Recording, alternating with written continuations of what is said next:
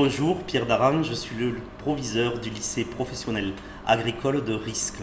Alors, la stérilisation, c'est une opération de conservation qui vise à stabiliser les produits agroalimentaires. Donc, lorsqu'on parle de stérilisation, c'est détruire tous les micro-organismes.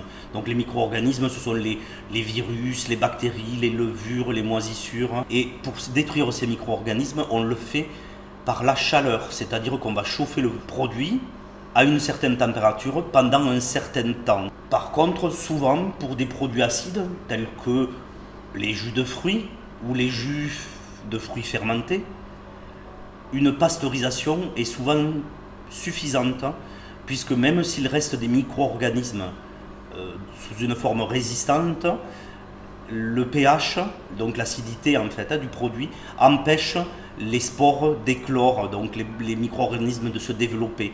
Donc souvent on va appliquer un barème temps-température, un barème de stérilisation, de pasteurisation, plus faible que pour la stérilisation. Alors le barème, c'est le couple temps-température. On maintient le produit à une certaine température durant un certain temps. Souvent, pour des jus de fruits, on pasteurise le produit déjà conditionné en bouteille. Donc par exemple en bouteille de vin, c'est le cas par exemple de la bière qui est stérilisée, on la met en bouteille, puis après on met les bouteilles, on les pasteurise dans des tunnels, très souvent, dans des tunnels avec aspersion d'eau chaude par exemple.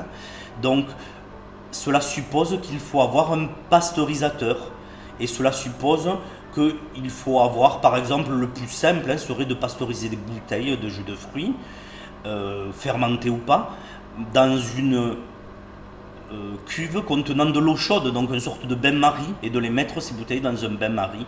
Bien sûr, il ne faut pas que la température ou que la température soit trop agressive d'un coup, parce que sinon on va faire chauffer trop rapidement la bouteille et elle risque d'exploser, ou la capsule risque de partir. Voilà, là-dessus, enfin de se décrocher.